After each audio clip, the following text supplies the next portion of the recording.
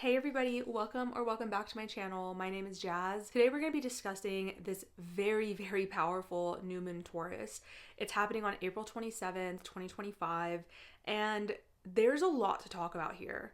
We're going to discuss the astrology, human design, especially the I Ching, as well as the Sabian Symbol, and I pulled some tarot. So there's a lot to discuss, but the transits that are fueling this new moon are also extraordinarily powerful. And I just want you to know that by the end of this, you're going to see how you can absolutely turn your life around, especially in the Taurus part of your chart, because there's so much power fueling this change, this decision that you can make.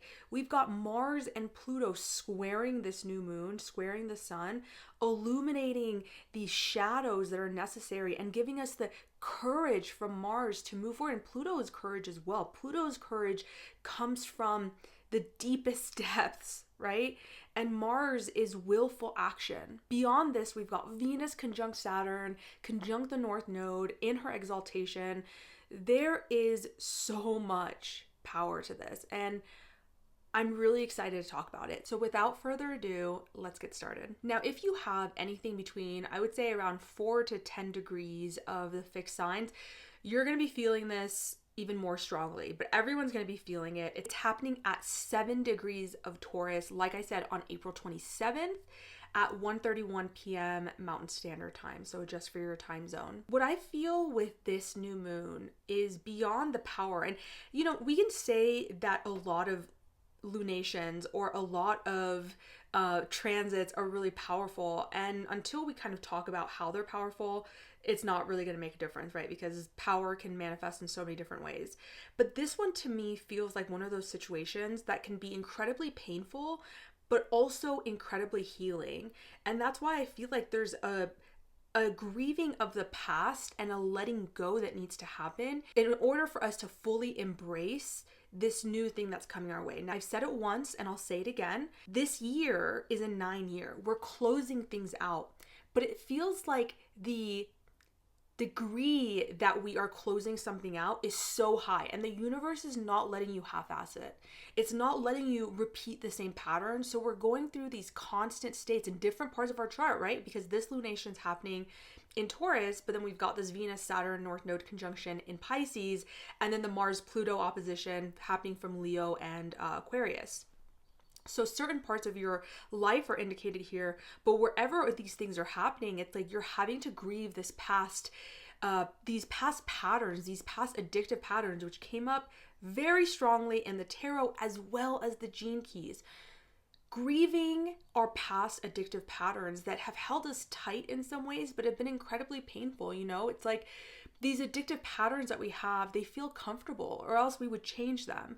They feel like what we know. They feel like they're safer than the alternative, which is not an addictive pattern, which is a pattern that comes from love and openness and innocence and authenticity. Those things feel alarming to us. And I actually, I just came back from a week-long silent meditation retreat, and I had a very felt experience of this. Which I may talk about later when we talk about the Mars-Pluto opposition.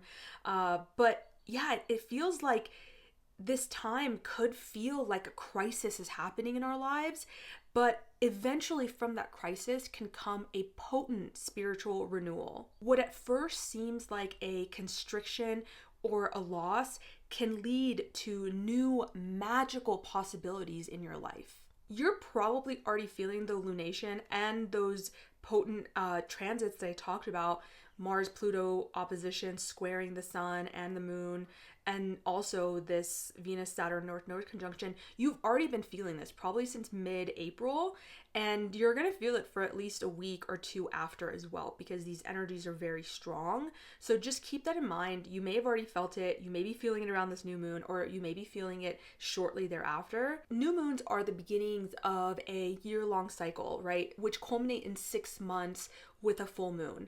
So keep that in mind, that even though this may feel like this is it, this is a process.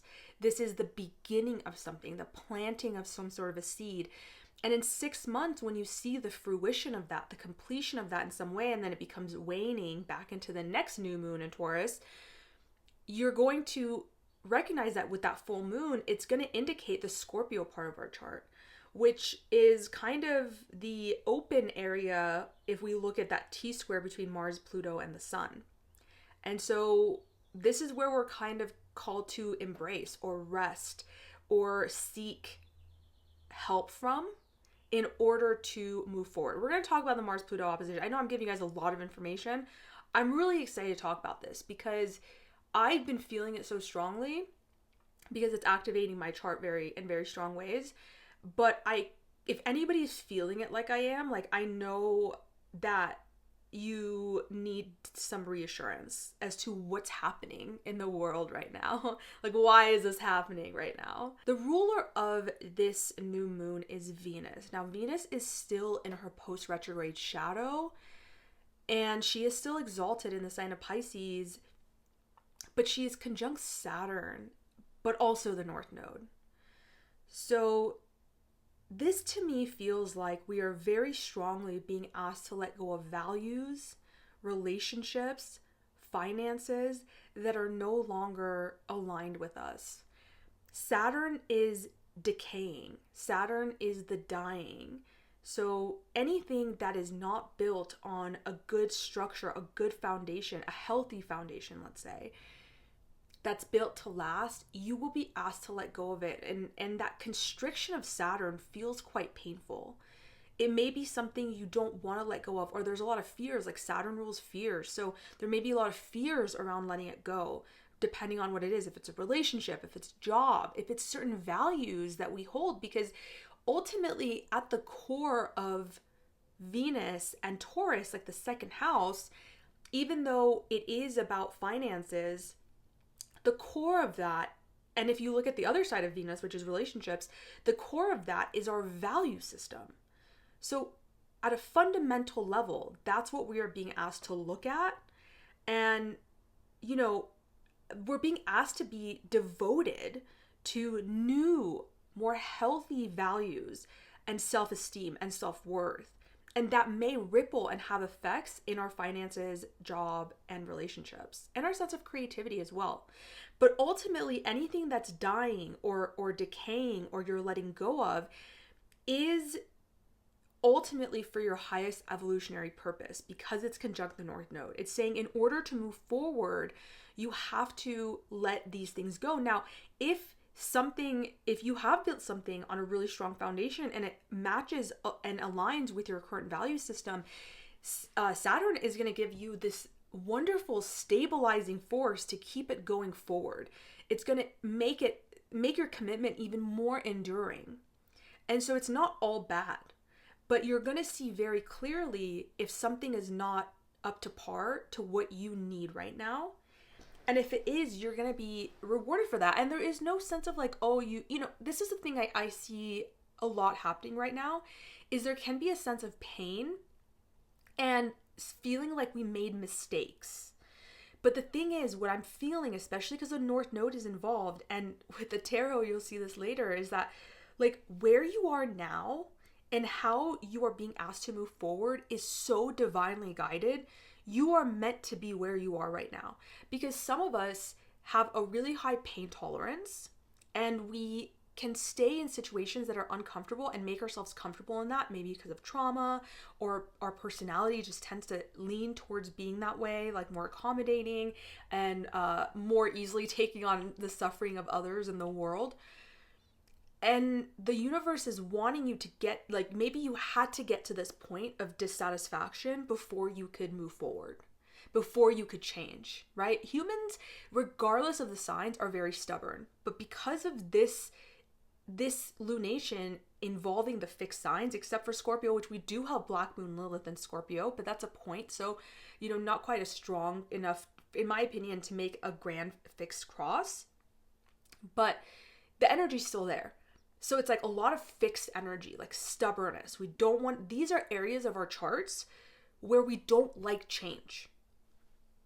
Aquarius, Leo, Taurus, Scorpio, we don't like change in those areas of our lives.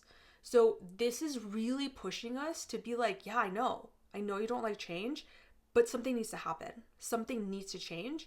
And you're getting to a point where the crisis or the feelings are so difficult that it's becoming unbearable. And so now you see kind of the light that you need to move toward. Because one thing I want to mention, especially with Saturn involved here and Venus, is that a proclamation of your values is not the same as the embodiment of your values. And you are being asked, Saturn is reality, to bring into your reality what your values actually are. And Mars is saying, can you fight for this? Can you stand up for this? And in a way, we are still being asked to like step into the unknown, and with the possibility to soon reemerge as a completely new being at the right time when it's indicated, and to rise as the phoenix coming from the ashes. We just can't control the timing of that. One thing that's interesting to me is that this is the first new moon in Taurus since we had the Jupiter-Uranus conjunction on April 20th of 2024, which I talked about. I have a video about that. And that started a 14-year cycle. So it's obviously developing. But I want you to, during this lunation, this new moon in Taurus, to think about and remember what dramatic and expansive revolutionary experiences or ideas or events happened around that time. And kind of remember that each new moon in Taurus, really you are being asked to kind of build upon that. So Jupiter-Uranus really wants these quantum leaps in this part of our chart, in the Taurus part of our chart, over the next 14 years. And, in 2031, so like halfway mark, we're going to have a Jupiter-Uranus opposition. And so we're going to see kind of some fruition from 2024 until 2031. We're going to see some big dramatic changes happen by then. But this is just like a stepping stone toward that. And so I want you to keep in mind that this is a part of a bigger cycle that you could be picking up on. And when we can zoom out and kind of recognize that the changes that we're making aren't just for the next year, but they're pushing us towards some sort of dramatic, evolutionary, and innovative leap in that part of our chart. The journey of 1,000 steps begins with one, right? I don't think that's a saying, but you guys get it, okay? I don't know how. I think I have a talent for like screwing up sayings and quotes. It's actually quite impressive. So I want you to ask yourself, like, what did you want in the Taurus part of your chart around April 20th of 2024? What were your intentions? What things were coming up then? Are you willing to commit to that by taking this next step? Okay, now we're going to get into the biggie, which is that Mars-Pluto opposition squaring the sun and moon. This can feel very stressful, okay? It can also be very healing, like I mentioned. And I plan on making its own video. I'm kind of in a weird space right now with my life as well. So I really do hope that I can make this its own video because it's so powerful and I want to go into it deeper. But even if I don't, I want to give you guys enough information so that you'll have a understanding, even if it's broad, of what this energy is asking of us. This is the part of the chart that I feel like we'll be feeling for up to 2 weeks before and after, because it is very intense. And this is not the first time we've had a Mars-Pluto opposition. We had one in November 2024, and we had one in January 2025. But we also had one May 23rd, 2023. So if you think about May 2023, what was happening in your life?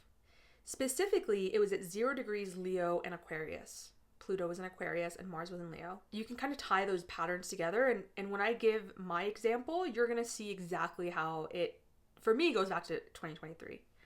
But for you guys, it might be a little bit different, right? You just have to kind of connect your own dots with that. But maybe my example will help. So these T-squares, they are propelling us toward growth, but because of that opposition and squares too, it's like there could be this direct or indirect conflict or confrontation. The thing about Pluto is that it's very subversive. It's not generally always direct conflict like Mars is. And so this is kind of where the issue can happen. And when I talk about Leos and Aquarius and the all signs, you're going to definitely see how this can come up, especially for those people, because I had a very Mars-Pluto opposition situation at my silent meditation retreat. You guys, this is my third retreat. No silent retreat ever goes as planned. Nothing ever goes like planned, right? But we tend to create a lot of expectations for those retreats because it's like you're taking a week out of your life. I'm not reading, I'm not writing, I'm not talking. It's like I'm very much committing myself to the process. And so we tend to, as humans, just have certain expectations. This one went like veered completely off course. And I think Mars-Pluto had a lot to do with that. I realized that toward the end. And it gave me a lot of perspective that this is just an energy that's playing out in my life right now. It's not personal, blah, blah, blah. But yeah, this one is very powerful. This can feel tense because it can make us feel like we're being pulled in so many different directions. There could be power struggles. There could be a sense of frustration, which then, depending on how you react to that, it could lead you to act with aggression and violence even. Or if you're someone who tends to shut down, there could be a feeling of like this disempowerment or this helplessness, which is kind of like, I kind of am more repressed in that way. If we think of a Gene Keys, he talks about like reactive or repressed. I tend to kind of shut down. It can feel like you're stuck and there's no way out. So like, how do you act? Like fight, flight, freeze, or fawn, kind of, and that's really can feel activated in us. But that's where the Sabian symbol and the gene key will show us that this is like literally going to propel us into new ways of thinking and more creative problem solving and healing. Like I experienced from my Mars-Pluto thing with the silent retreat, I experienced real frustration and pain and disempowerment and all this stuff. And I was going up against someone who had a little bit more power in the situation than me as well. So she was like the Pluto person, which Mars is in my first house. So it kind of makes sense. Pluto's in my seventh. It was very and I'm in a silent retreat. So we can't even confront each other, which I ultimately did, in a very nice way. And it worked. It was very healing, and it doesn't always go that way. You have to decide and not really have expectations because someone may not be as receptive to what they did or what happened. And they can go into aggression rather than acceptance and let's heal this together. But it was very, very healing. So the potential is there. So I just want to put that out there, that this doesn't have to be bad. So I made a Mars and Leo video. In that Mars Leo video, I briefly talked about the Pluto opposition. Like I said, I hope I can make a video about the Mars-Pluto opposition and the T-square really on its own so I can go more into depth because there's so much that I want to say. But just a few last things. Mars and Pluto rule desire, but Mars is conscious desire, Pluto is unconscious desire. Mars requires action, and that can be through physical activity or engaging in the conflict, or it can be internally as a transmutation of the struggle internally. So it doesn't have to be outwardly. There can be this acting out Mars from a perceived threat, Pluto. So just being aware of how much space can I have between what's happening and my reaction, right? So because when you increase that space, you increase the amount of options that you have. The gene key for this goes from addiction. It's gene key 24 in Taurus, okay? So this is what's happening around this time. We're in gene key 24, sun is in 24. It goes from addiction to invention to silence. So addiction's the shadow, invention is the gift, and silence is the city.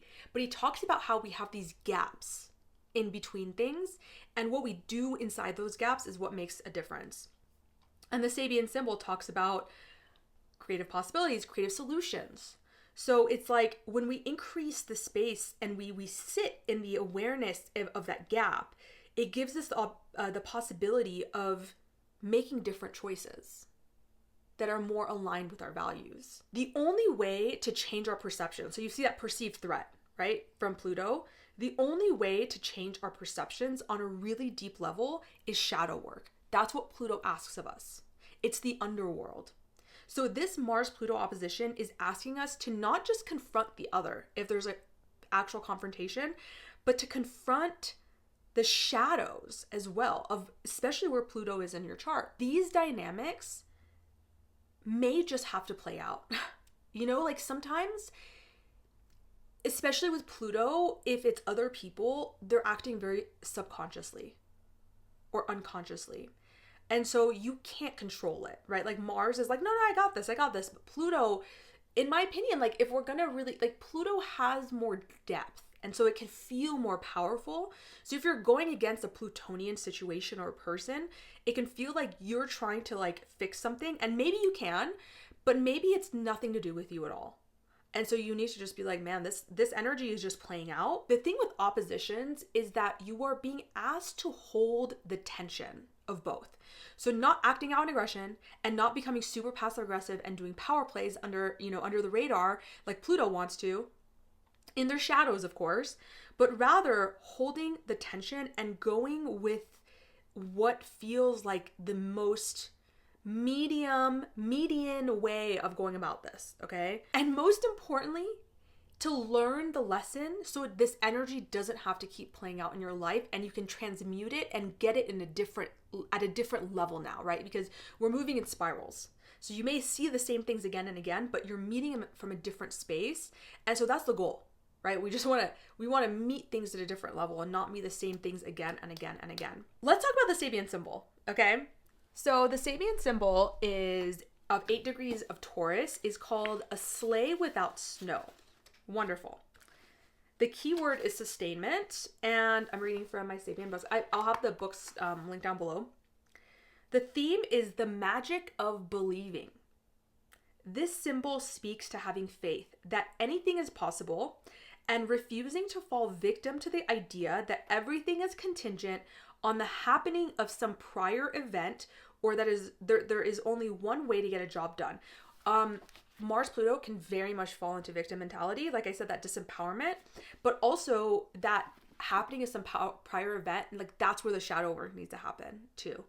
That like just because things have gone a certain way doesn't mean they're always going to go that way. The image of a sleigh without snow suggests insurmountable obstacles and difficulties to the person who accepts limitation. Yet this symbol alludes to magic and the power of imagination. The challenge in this degree is in recognizing that nature is generous with her resources and that there are illimitable, I didn't know that was a word, honestly. There are illimitable solutions and alternatives for achieving any goal. At its highest, this symbol represents creativity and a magical ability to make wishes come true, or a knack for being at the right time and place when things come together in harmony. The accent is on miracles and magic. Help may come from an unexpected source. The solution is there if only you will see it. Your greatest advantage lies in being open and receptive. Use your imagination and be creative. Experiment with every idea. One of them will work. Guard against accepting defeat too easily by telling yourself and others that things just weren't meant to be. Avoid rejecting possible solutions because they don't seem logical. This may be like my favorite Sabian symbol. I don't know, because I'm just so big about like magic and possibilities, and I do believe that there are illimitable solutions and alternatives for achieving any goal. So it just really resonates, but it's like, this also reminds me of the Jupiter-Uranus cycle I was talking about, because that was such an expansive and innovative conjunction in the Taurus part of your chart, and this is for Taurus, right? So that will be reverberating for over a decade in our lives. And this new moon is just reminding us that anything is possible in that part of our chart. Don't limit what you're capable of because of what you've done in the past, because of your past mistakes. Grieve the old, grieve your mistakes so that you can move into a new way of being. Don't lead with a scarcity mindset, because this new moon is falling in the first decan of Taurus, which is ruled by the 5 of Pentacles, which is called the Lord of Worry. And it's very much, actually, let me read a little bit about that. I have a lot of reading to do in this video, but... So the 5 of Pentacles points to a scarcity mentality. But I don't believe, this is from 36 Secrets. I don't believe the solution is to simply meditate on abundance. I believe the solution is to use your brain, use your intellect, your common sense, right up to the point where they can go no further, and then let faith take over from there. So kind of picking up on this, it's like, you know, don't give up. Experiment with different things. She gives a Sufi quote that I love. It says, "Have faith in Allah. But first, tie up your camel, right? Meaning like, you can't just like, and then like be like, no, God will take care of it. The universe will take care of it. No, like do the work and then have faith. Let go of the expectations. She says, worry constructively. I love that. Take out insurance, double check your schedule, rotate your tires, and look twice when you cross the street. But remember that your concern is motivated by love. And know when to stop worrying so the seed can grow and thrive. Now, let's get into the human design / gene key / hexagram. I talked a little bit about the gene key. This is happening in gate 24, line 1. So gate 24 in human design is called the gate of rationalization, and it sits in the ajna, and it can create this pressure to try to figure something out. It's not something that you can, this is something that you can't figure out based on patterns. So like a lot of us try to project past patterns into the future. And this is one of those times where because it's in the ajna is an awareness center that gives us answers when it's meant to. Gates from the ajna are something that we kind of have to surrender to the universal timing for, which can be really frustrating if you're dealing with an actual situation that you feel like you need to figure out. And so like there is a need to trust what's happening. But I just want to read a few of the key words that Denise Matthews says about gate 24. It says creativity versus a pack mind mentality.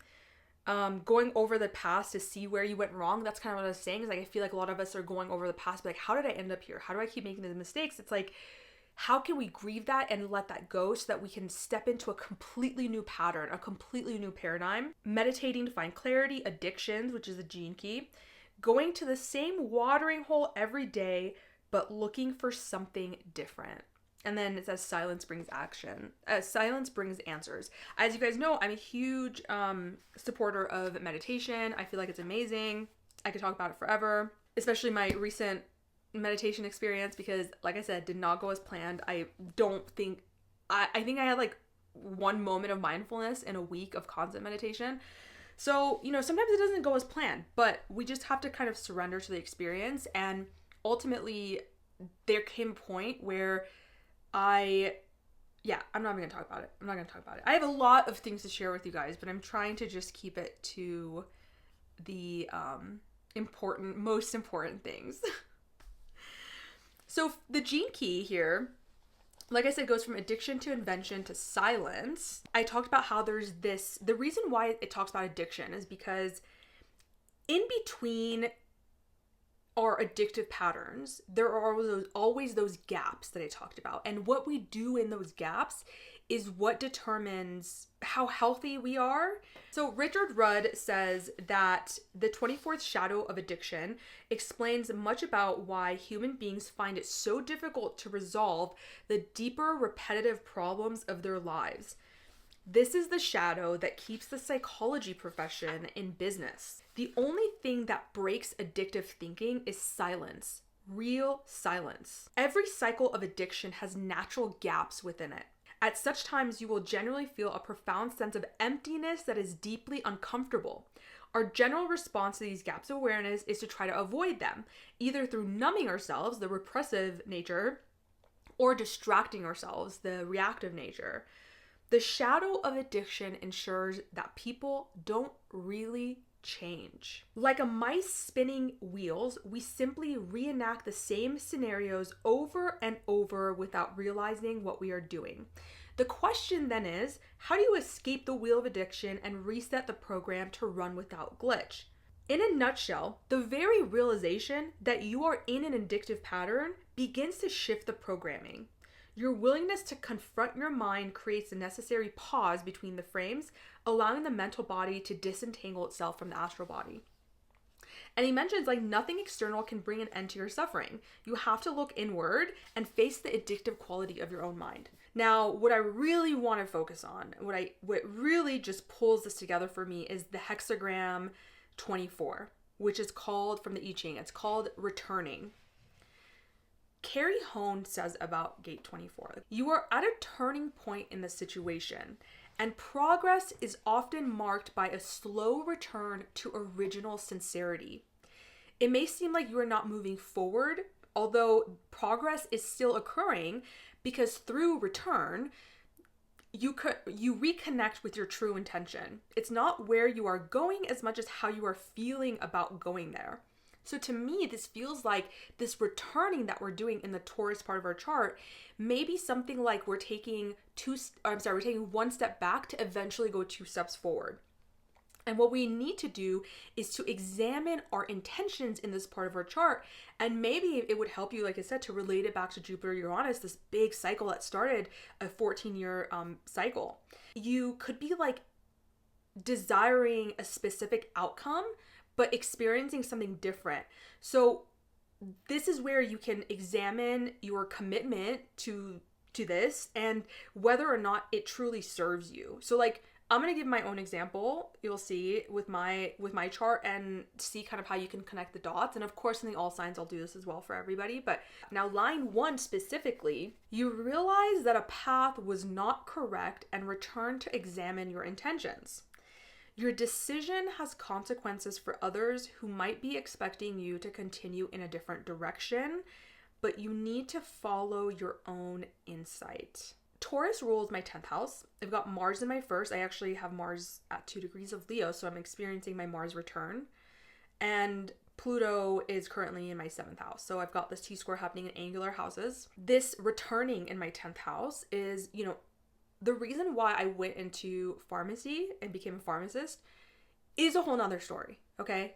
Like, it's wild, okay? It's not logical because I don't like medicine, okay? And I've healed multiple autoimmune illnesses. I've healed chronic pain, and none of it had to do with the medical industry at all. Not even naturopaths, okay? Like, none of that stuff helped me. I'm at a point where I'm like, okay, let's realign with the original intention of like what I wanted my legacy to be, right? Because it's not just your job. It's not the 6th house. Mine's in my 10th house. It's your legacy, your career, your public reputation. So realigning my commitment there. And what's triggering that is Mars in my 1st house saying, I'm standing up for me. I want to cut certain aspects of my identity that are no longer in alignment and then fight for the parts of me that need to be in alignment. And people in my life may not agree with changes in my career. Pluto in my 7th is also challenging this change in my direction of where I want to go. And so certain relationships in my life, unconsciously or consciously, may be creating tension, or they may be creating tension in them, right? Because Pluto's in the 7th house because of the path that I'm choosing.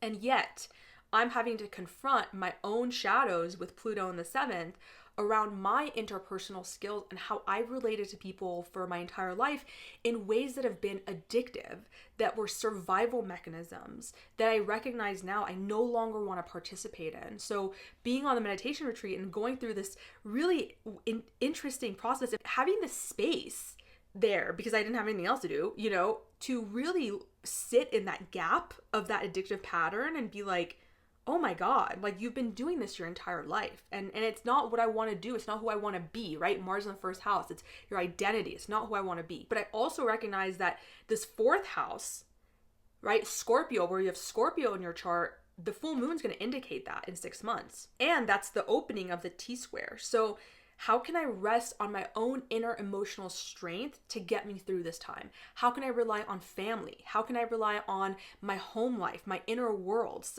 something like that to help me get through this change? It's going to be a turning point, a critical turning point.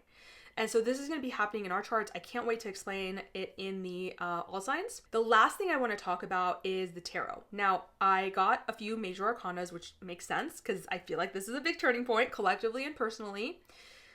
So around the energy of this new moon, I got the Devil and the Queen of Cups. So addictive emotional patterns is what I see. I can't believe I got the Devil. Sometimes, I'm going to start just like pulling the cards on camera so you guys can see it. It's unbelievable that the gene key is addictions and I got the card of addictions. You could be dealing with these inner struggles or negative influences around you that are kind of pushing you to examine your intentions and to really examine these addictive patterns and finding the gaps that are necessary in order for you to change and to move in a new creative way, new innovative, inventive way. There could be like manipulative people. Pluto and Mars are involved here that are trying to take advantage of like your caring nature, your empathetic nature, your compassionate nature. So it's saying like, be emotionally intelligent and know that ultimately like the new moon energy being the Devil and Queen Cups, it's about overcoming emotional addictive patterns. The advice that I got was 10 of Pentacles and Judgment. So the Judgment for me really feels like that's what we're feeling like. We're paying the consequences of our past actions, but then we're like self-harming by not letting it go or grieving it. I've spent 12 years in a profession I hated. I got my doctorate, I paid a lot of money for it. Never liked it. It's been 9 years. Yeah, that sucks. I feel like I lost a lot of my life. But now I'm like, okay, I've paid the consequences. When will I stop this self-suffering? When will I stop this just self-flagellation of like, oh, you made a mistake, now you have to pay for it. It's like, no, you've paid for it. Now we get to just say, okay, now we get to move forward and make new decisions, right? And the 10 of Pentacles, that's a wonderful card to get as the advice, is to believe not just in material abundance and you being capable of achieving that, because that's what that's saying to me, but it could also be like a time to embrace change, to focus on your material and spiritual growth and believe in your ability to attain abundance and stability, both spiritually, emotionally, and materially. And yeah, just to like let go of your past mistakes. They don't have to define you anymore.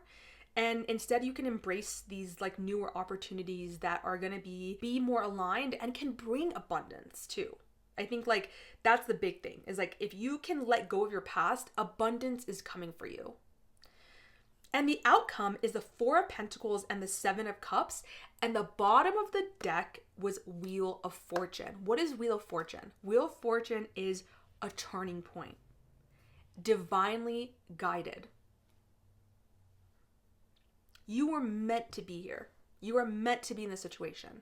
And you're meant to make it different this time. And honestly, there's a guiding with the Wheel of Fortune. It's like there's something outside of you that has helped guiding this process. So even if you don't feel like you have the courage, something's going to happen. You might be in the right place at the right time. You might get help from somebody. Remember the Sabian Symbol.